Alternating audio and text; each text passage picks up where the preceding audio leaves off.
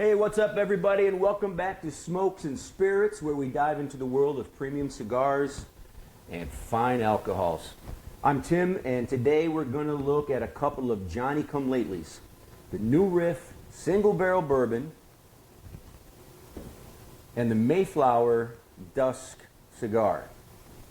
And I've gone ahead and lit this up so that we could not always talk about the first experience of a smoke on these shows, but get into that first and second, third, which I'd like to do with you today. But this episode isn't just about tasting notes, although we'll certainly get there. Because these are both new brands and we don't have a long history to dive into, I thought it might make sense to break down what makes a single barrel bourbon, what makes a small batch bourbon, and what does it mean to be just a regular blended bourbon. And why does that matter when you're pairing it with a fine cigar? So, let's get into it.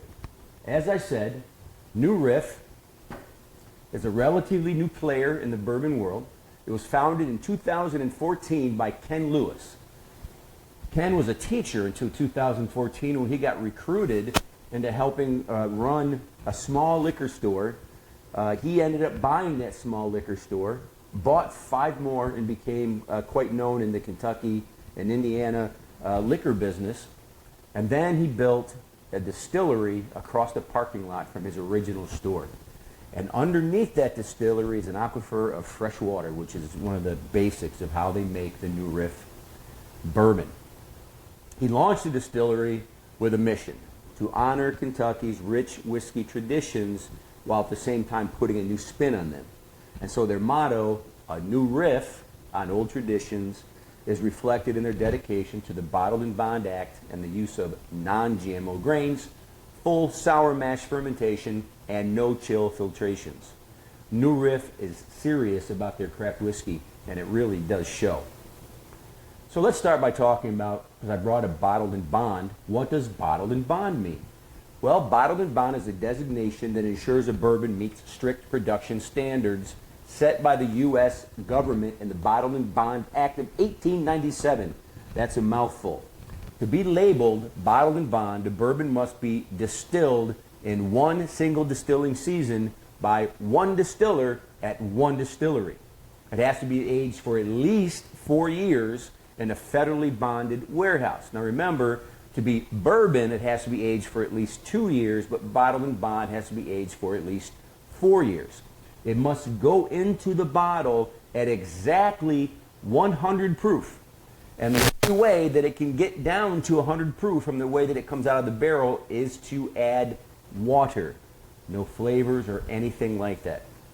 This designation was introduced to guarantee quality because back after the Civil War to the late 1800s, they were making moonshine, and then to get the color they wanted for bourbon, they would put tobacco juice in there. And I say tobacco juice, I mean all kinds of things that did not enhance the bourbon also became dangerous. And so Colonel E.H. Taylor of Buffalo Trace fame really pushed the Bottled in Bond Act. And today it still is a sign that you are getting a high standard in bourbon production. But New Riff single barrel is what we're drinking today. And what is the difference between single barrel, small batch, and blended bourbons? Well, let's start with blended bourbons. I'm going to take a smoke first.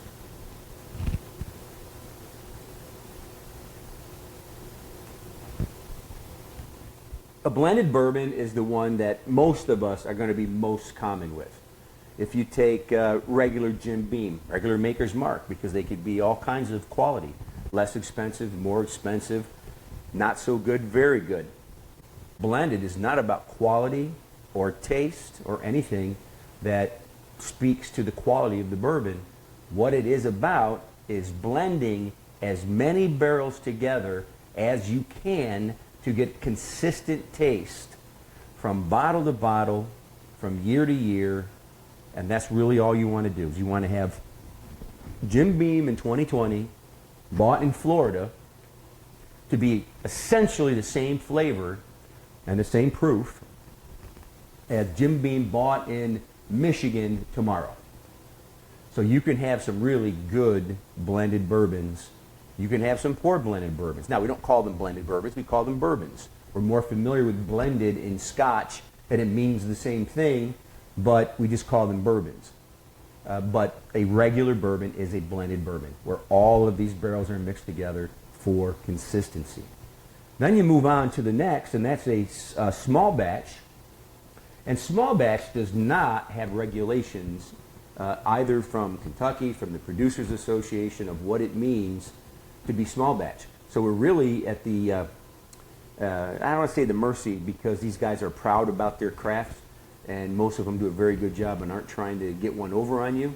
But it's going to vary from producer to producer. But the idea of a small batch is we found a series of barrels that were of exceptional quality or distinct quality, and we're going to put those barrels together and release less than a blended, because we didn't use as many barrels, but obviously more than if we used a single barrel, and call that a small batch bourbon.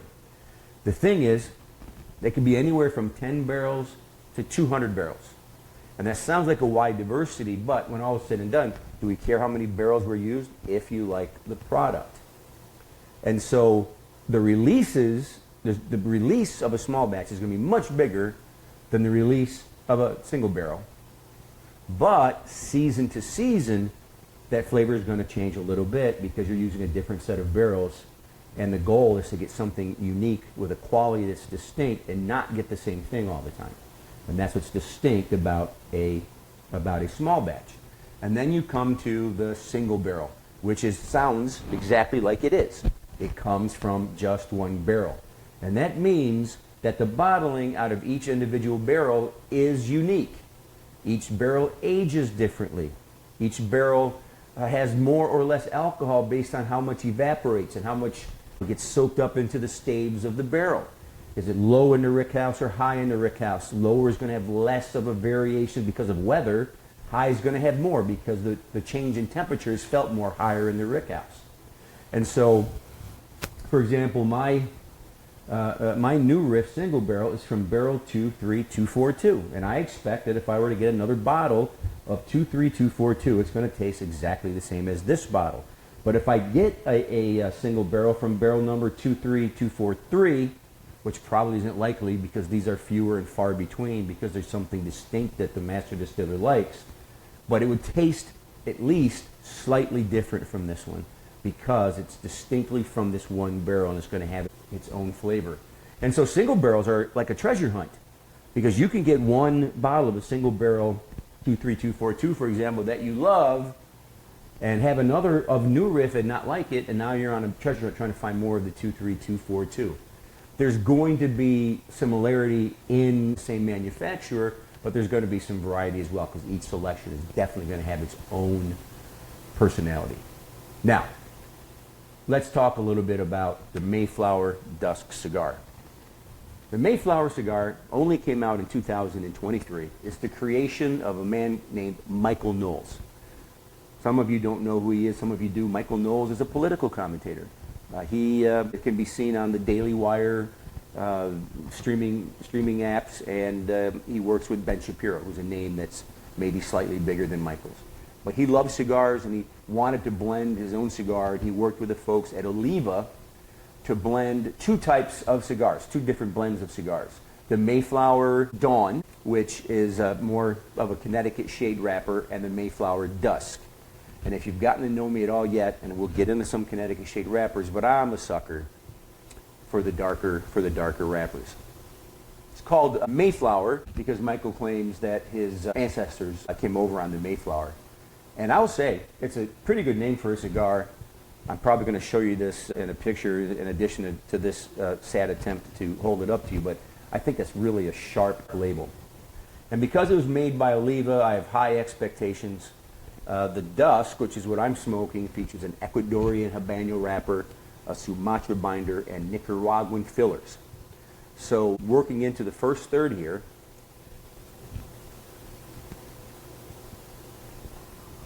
smokes very well, a very even smoke. I get some pepper, I get some, well, smoke, that's a silly thing to say, right? Now the wrapper, which is Ecuadorian Habano grown, is grown in Ecuador, and it's a cloudy environment. So the wrapper gets a little bit richer, a little bit thicker, oilier, sometimes with more complex flavors, a nice spicy balance. It's creamy, and the creaminess is not so much of a flavor as you can feel it on the mouthfeel, and I like how that feels in my mouth. That'll sound weird, but I do. And the soil and the climate contributes to some real smoothness in this wrapper.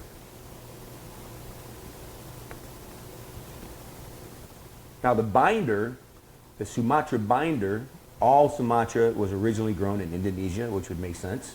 But now they just use the same seed and they grow it in various regions. It's a strong binder, they're resilient, so it holds the cigar together very well.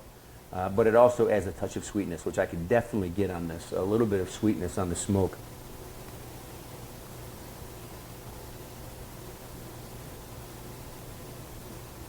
A little bit earthy as well. And maybe it's because I'm looking at the flower on his wrapper, but I'm getting some really subtle floral undertones. Good. Now let's try the new riff. First, I'm going to give it that all-important smell. The nose on the bourbon is one of my favorite things. Hold your mouth slightly open. Go from one nostril to the other. Spice. Something in the middle between vanilla and butterscotch. It's a really good nose. Let's give it a try.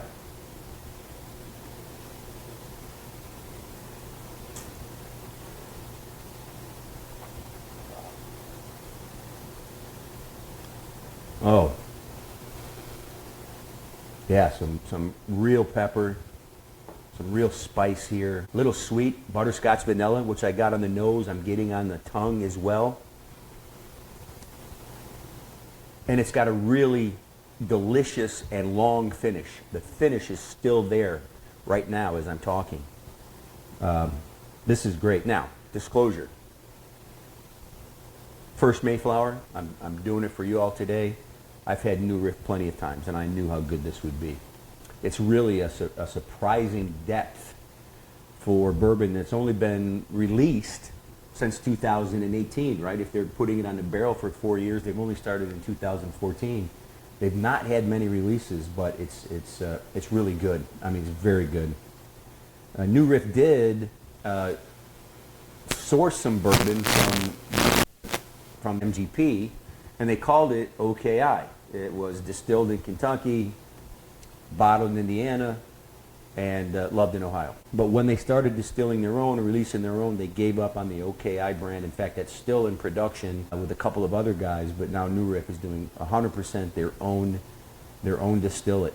But these two are complementary, right? We've talked about contrasting and complementary, and they play off each other really well. I'm getting some sweetness here, some earth, but also maybe a little cocoa. Some peppery notes in the cigar.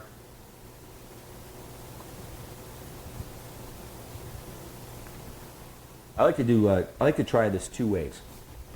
First, I'm going to take a sip of the bourbon and then follow it up while it's sitting on my tongue with a puff.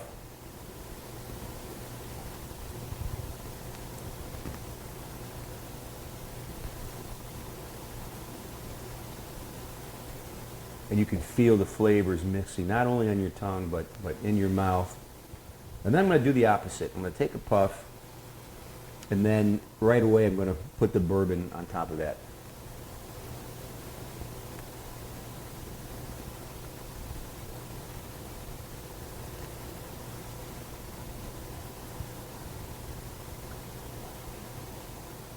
Well, I'm going to tell you, cigar first, bourbon second in this go-around. This is very nice. There's a real viscosity to this as well, and that's probably why the finish is so good, that there's some thickness to it. You can see it sticking to the glass like a good wine would, and it also kind of coats your mouth when you drink it. It's a really good experience smoking these and drinking these together.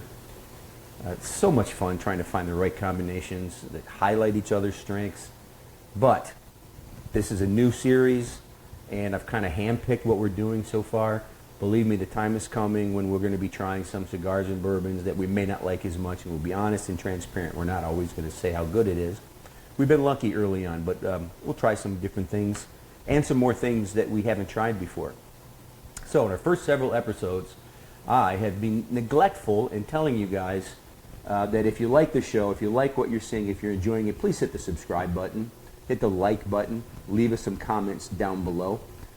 Vote on our movies. Our next episode is going to be the matchup in our 32 NCA style bracket of comedies, where we've all watched Up in Smoke with Cheech and Chong and Old School with Luke Wilson, Vince Vaughn, and Will Ferrell. So we're going to be talking about those and voting on those. And put your vote in now, or put your vote in after you watch our comments on it coming up next. So subscribe, hit like. Thanks for watching. And until next time, keep your smokes lit, keep your spirits high.